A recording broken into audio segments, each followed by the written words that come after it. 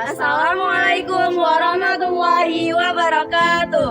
Halo semuanya, perkenalkan nama saya Nada Fadila Dan saya Nafisa Naila Husna. Kami berdua adalah perwakilan dari kelas 10 MIA 1. Baiklah, sebelum melanjutkan, mari sama-sama simak video berikut ini.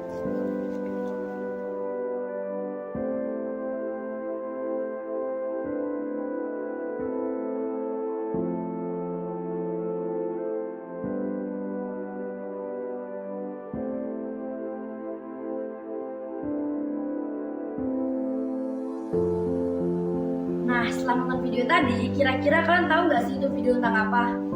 Benar itu video tentang perang Badar. Yap, bener banget. Jadi itu tadi adalah video tentang perang Badar. Tapi sebenarnya perang Badar itu apaan ya? Perang Badar ialah perang yang terjadi pertama kali pada zaman Rasulullah SAW, di mana perang itu terjadi pada tanggal 17 Ramadan tahun kedua Hijriah di dekat perigi yang bernama Badar. Desa Badar ini terletak di pertengahan kota Mekah dan Madinah yang jaraknya 125 km. Makanya perang ini terkenal dengan nama Perang Badar. Itu perang yang diikuti oleh 313 kaum muslimin, di mana 210 itu kaum Ansar dan 103 adalah kaum Muhajirin, melawan kurang lebih 1000 pasukan kafir Quraisy, bukan sih? Benar, Mak.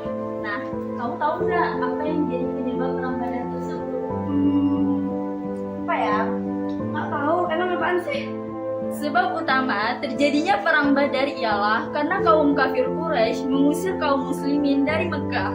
Ketika kafilah perdagangan kaum kafir Quraisy yang dipimpin oleh Abu Sufyan bin Harb mencoba melintasi negeri Madinah, Rasulullah SAW pada saat itu mengutus sebahagian kaum muslimin untuk mencegah perjalanan mereka. Karena harta yang mereka bawa ialah sebahagian besar harta rampasan dari kaum muslimin ketika mereka akan berhijrah ke Madinah. Rasulullah SAW membentuk regu pengintai untuk menyelidiki kedatangan kaum kafir Quraisy. Dari hasil penyelidikan, Rasulullah SAW mengetahui bahwasannya kaum kafir Quraisy mengawal pasukan muslimin. Karena hal tersebut, Rasulullah SAW pun melaksanakan atau melakukan musyawarah dengan kaum Muhajirin dan Ansor, di mana disepakati bahwasannya kaum muslimin akan segera datang ke desa Badar untuk menyongsong kedatangan kaum kafir Quraisy. Di desa Badar, mereka berkemah di dekat sumber mata air agar lebih mudah untuk menghadang kaum kafir Quraisy ketika ingin mengambil air untuk pasukannya. Sebelum berkecamuk perang antara kedua pasukan, maka terjadilah perang tanding.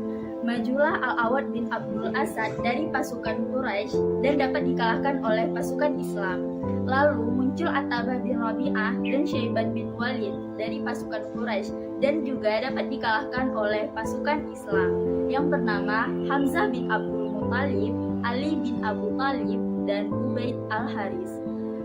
Pasukan Quraisy kemudian menyerbu medan perang, tetapi dapat dikalahkan oleh pasukan Islam dengan 14 gugur karena syahid, dan kaum musyrikin lainnya 70 orang tewas dan 70 orang lainnya ditawan.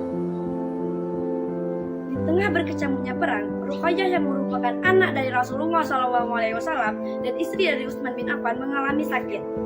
Karena hal tersebut, Rasulullah SAW tidak mengizinkan Utsman bin Affan untuk mengikuti perang. Utsman bin Affan terus menjaga istrinya dari mulai pertama ia sakit hingga akhirnya ia meninggal dunia. Setelah perang selesai, Rasulullah SAW menikahkan Utsman bin Affan dengan putrinya yang kedua, yaitu Ummu Kulsum. Karena hal tersebut, Utsman bin Affan dikenal dengan sebutan turun lain, yaitu pemilik dua cahaya.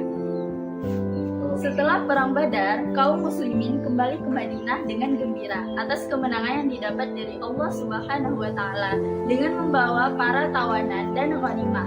Ghanimah yaitu harta rampasan perang.